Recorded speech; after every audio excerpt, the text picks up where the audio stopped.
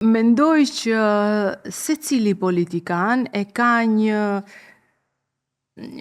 fizionomi të vetën, janë në një rol të tyre. Për shembull e ke Ramën, e ka të rolin e tij ku mbisundon arroganca, sarkazma.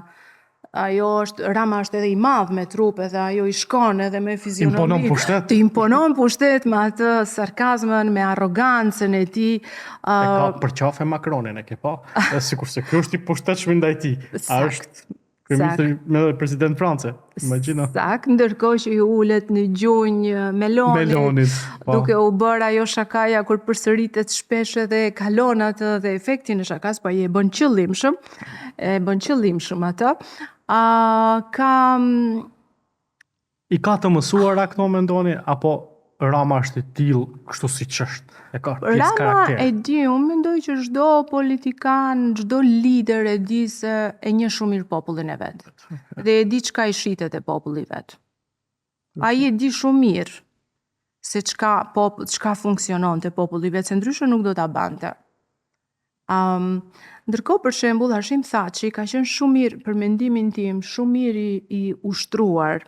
I ushtruar në komunikimin e tij. Unë e kam analizuar vetëm komunikimin e tij jo verbal, pak përpara se sa të shkonte në Hag, për shembull.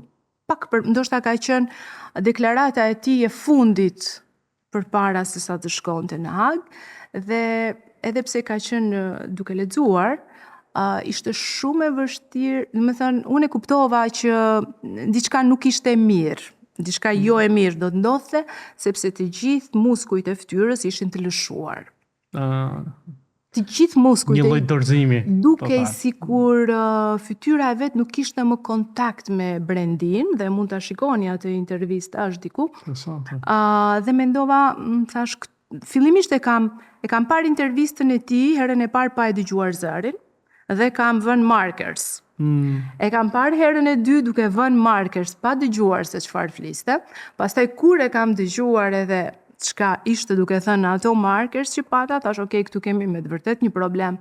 Dhe ka kalu shumë pak ditë pastaj dhe kuptova që lajmi, domethënë që shkoi në Hag.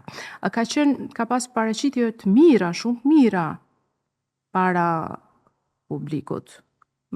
Paraqitje shumë të kontrolluara, domethënë atë rolin e tij. Body language-in e ka pas goxha të kontrolluar. Shumë të kontrolluar dhe ka dhënë ato autoritetin e vet, e ka luajtur rolin e vet shumë mirë.